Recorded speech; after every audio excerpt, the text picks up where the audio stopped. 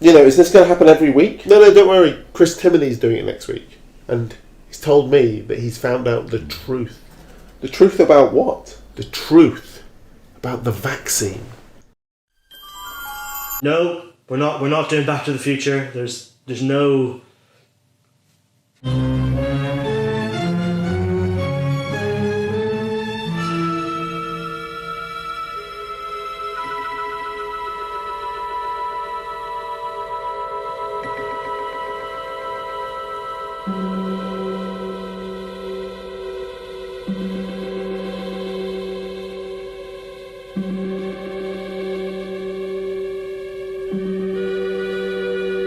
We're not going on a summer holiday. Extend the lockdown by a month or two. Someone was going to do that. Someone will do that. And it'll get thousands of likes. But it won't be me. Despite the fact that it was me, that person won't be me. That's not the end of the world. I mean, it feels a bit like the end of the world, but it's nothing like Hollywood's portrayal of the end of the world. Real life end of the world is nothing like The Road or Dawn of the Dead or even Back to the Future Part 2, which we're not going to do. We're not doing Back to the Future. No, our UK end of the world would make Contagion look like fucking Star Wars. If this was a UK version of a zombie apocalypse, 100% we'd just be yawning and rolling our eyes, trying to get on with work, saying, another thing to deal with, on top of everything else. Reports of the dead coming back to life in Buenos Aires or somewhere. Oh. Well, I hope it doesn't come over here. 3 weeks later. Oh no, I've just come back from my holiday and it's over here now. What are we going to do? Don't worry. The government's forming a committee. They're going to have a meeting in about 4 weeks, maybe a month. Is the leader of the country coming? He's going to get notes. In the meantime, don't panic. Keep going to morgues, keep going to graveyards, keep going to darkened woods as you would do normally. A seemingly huge crisis, yet simultaneously tedious and monotonous. Yes, your loved ones are rising from the grave, but if you ignore them, they'll go away. It's a bit like having a wasp in the house. It's more scared of you than you are of it. And while that happens, we all just stay indoors and twiddle our thumbs like we're all on one extended, giant after-school detention. Use the time you've been given to reflect upon what you've done. Maybe use the time wisely to come up with that online comedy showcase idea you've had, or a podcast, or that sitcom you've been meaning to write. All to have it trounced, trumped and pummeled into the ground by cat memes and videos of conference calls going wrong. Are you not entertained? Are you not entertained? Here, where do you think you're going? I was going to go outside. Is there a problem with that? Outside? No, you're not. Why not? What are you going outside for? Essential items. Essential? Look, you can't go outside. Here, something about this feels very familiar. I said we're not doing Back to the Future. There's no... the budget? Look, it's a third lockdown. Everything's bound to sort of feel familiar. Like, every day feels like it's the same. It's like that Bill Murray movie where he wakes up and does the same thing every day. Ghostbusters. Yes. You can't go outside. Look, you remember Georgie Boy? Georgie Boy went out to Theaden Boys to get hand sanitizer. That was months ago. Theaden Boys, no one goes to Theaden Boys or comes back. Theaden Boys. He's probably chucked himself down a manhole. Is that a euphemism? Euthanizing? I didn't kill him. I never said you did, but have you seriously not been following anything that's been on the TV? TV? I'm not paying 159 quid for a licence. Fair. What about YouTube? YouTube? You could do with the views. Shh. Come here. Here, is that one of them Vice Core Memory X thingamajigs? No, but check this out. Amanza, play a non-specific news video from YouTube. What is it exactly that we're dealing with here? Well, it's an online version of the live night that's usually run at the Betsey Trotwood in Farringdon, except that this is a showcase of audio-visual pieces. Fucking ads, skip.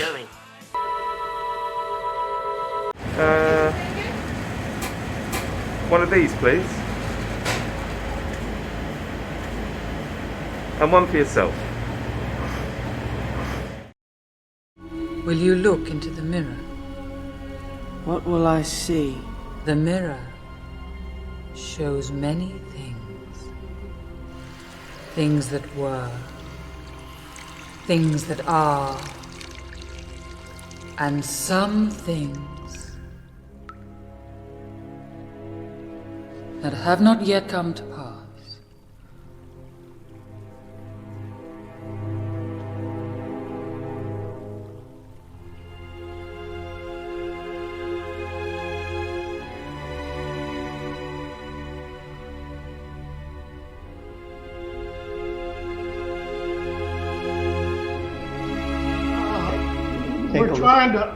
Can you hear me, Judge?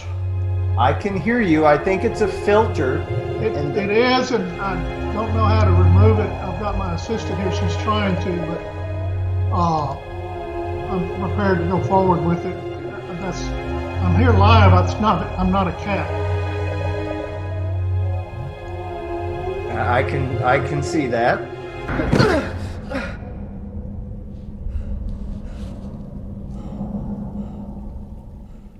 I know what it is you saw.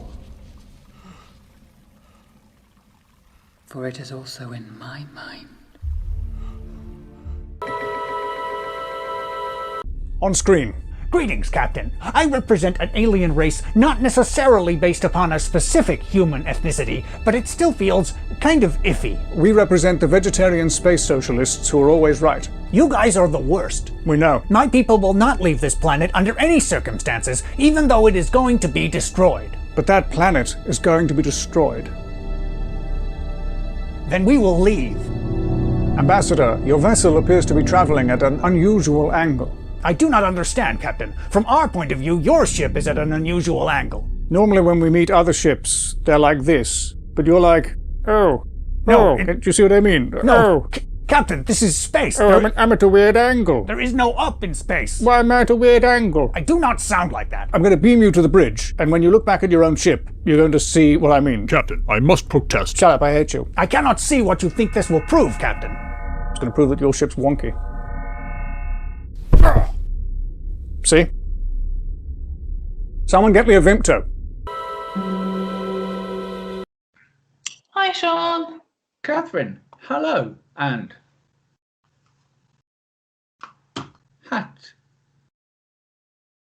Welcome to Into Patma. Catherine? Yeah?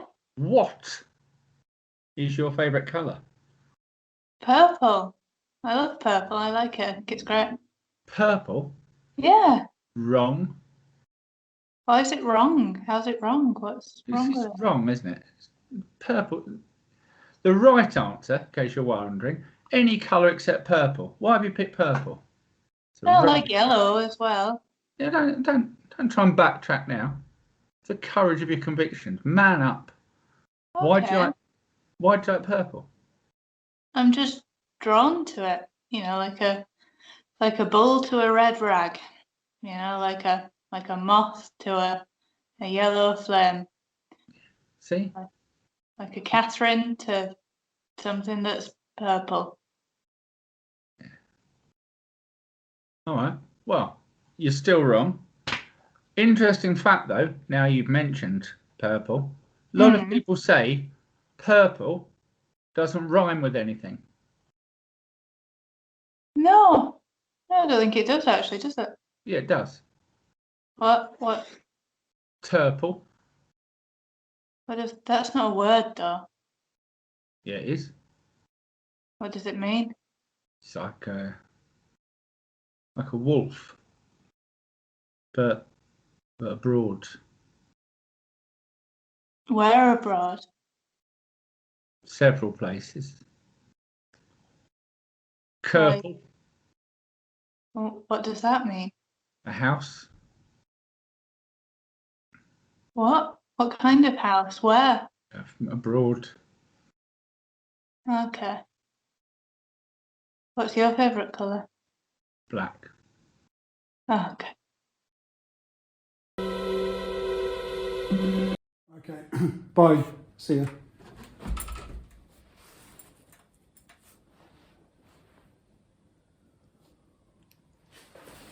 Yeah! Yay! Yeah! Yeah! Yeah! Hello? Nothing? No, I'm not sliding around again. No, just pottering. Okay, see you later. Bye. Yeah! Yeah!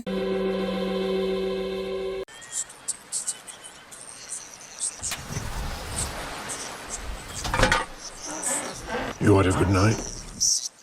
Yeah. Where you going? Toilet. What for?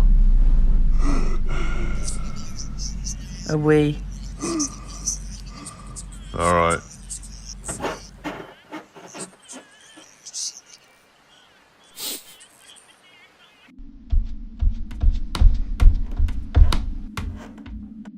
You're doing a poo, aren't you?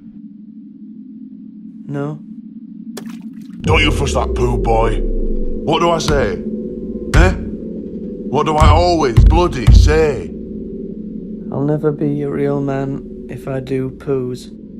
So take that poo out of the toilet and put it back.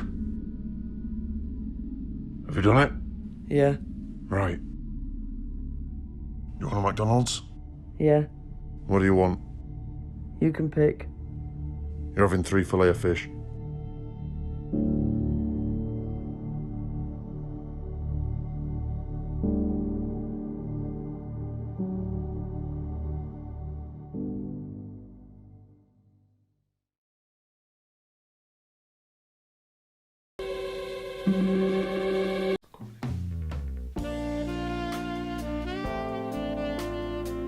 Have you been touching yourself?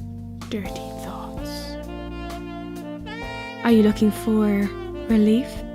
Filth. Hundreds of Irish nuns are waiting to shame you now. Mass. Our nuns are available over the phone. What am I wearing?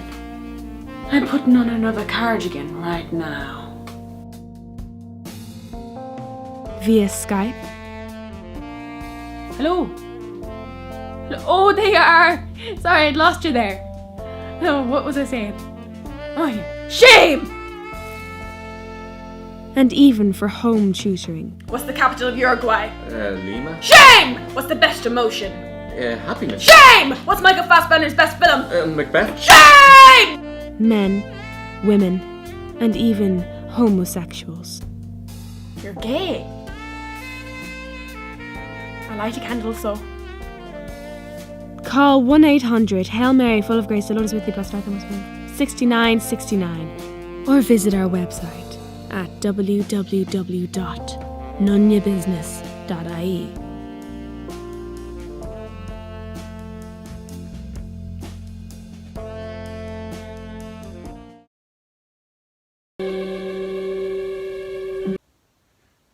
I had a gender-neutral upbringing. My father didn't wish to identify as either parent. My dad made a lot of empty gestures, like waving his glass at barmaids. My dad was an idiot. He once wasted a day getting a Carpe Diem tattoo. Becoming a father changes you, and in my dad's case, your address. Eddie Murphy was like a father to me. I didn't know him either.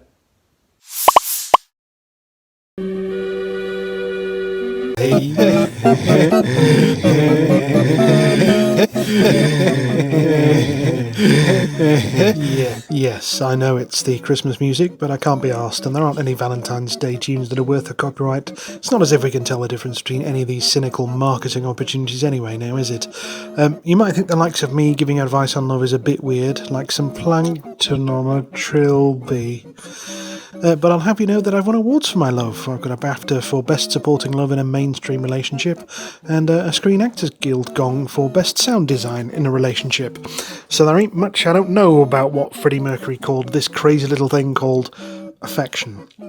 Here are some ways to win your beloved's heart, which you might not know about. And when I say that, I'm of course talking figuratively, not talking about winning your partner's primary life organ in a raffle. Jesus. Shouldn't have to explain that. So, get your partner, spouse or pair bond designate some noodles and hide an engagement ring in them. You'll have to slice the ring into segments and they'll have to reassemble it, but it's the thought that counts. Have a romantic dinner on a traffic island. Nothing says I love you like some insulin. Train a pair of otters to knit and get them to knit your loved one a scarf in front of them. Make sure they don't look away or concentrate on anything else. Just your two slave otters knitting a scarf. Real flowers wilt quickly and plastic ones are a bit crass, so why not get your heart's desire some girders? They might not smell nice, but they will last a long time, like your love. And isn't that the point? Roses are a cliche, but roses fired through a leaf blower? That's outside the box. Make sure they're wearing a helmet or head protection, or it will tear their face off.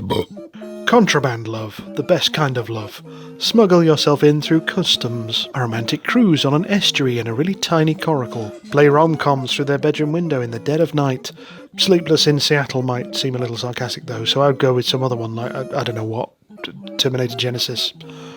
It's one, isn't it? Crack an egg over their head. Attach helicopter blades to their and your heads, so you can hover over the city at night, and this will foster entente cordiale for lovemaking. Plankton on a trilby. Insulin. Plankton on a trilby. Insulin. Plankton on a Plankton on a trilby, I know, it's serious.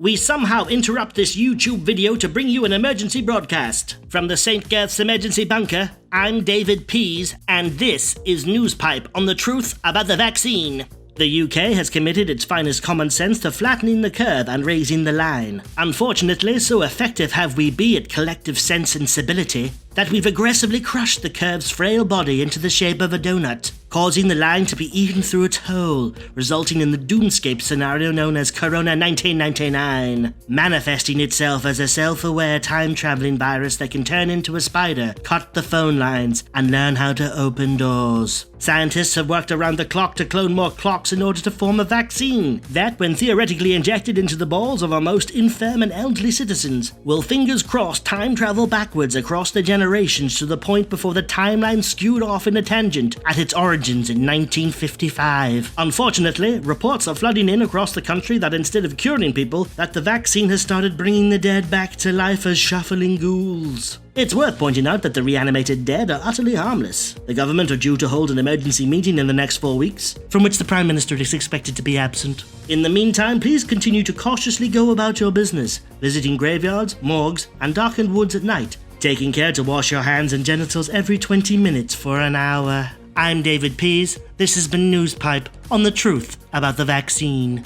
Oh my God, it's like we're in hell or something. No, it's Jester Jesters alright, but I can't imagine hell being much worse. Careful. Sorry. Oh my God, there's so many of them. What are they? They're us. What are they doing? They're clapping. Why are they clapping? I don't know. Memory? Instinct, maybe? This clapping was important in their lives once. Maybe they're clapping for us. Oh, Jesus Christ fucking cock, it's Georgie, boy. You are aware it's Valentine's Day? Yeah. Just as long as you know, you've got a letter. A letter? Oh, okay. Who writes letters these days? It's from Chantal. Dear Chris, if my alcohol measurements are correct, you should receive this letter immediately after wasting a whole weekend referencing zombie movies and Back to the Future Part 2, despite saying that you wouldn't. First, let me assure you that I'm alive and well. I've been living happily these past 4 weeks in the year 1985. Literally, not figuratively. The actual era. Your friend in time, Chantal. P.S. This isn't a cry for help. She's alive! She's alive! I mean, she's in the 80s, but she's alive. That's incredible. And she's hosting next week from the era of Hairspray and active paedophiles. The 80s. I can't wait. Great Scott, this is heavy.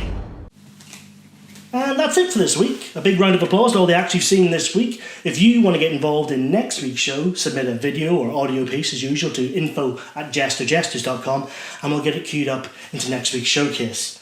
Again, next week, that's Chantel, Fiducia and Pate hosting from the 80s. And until then,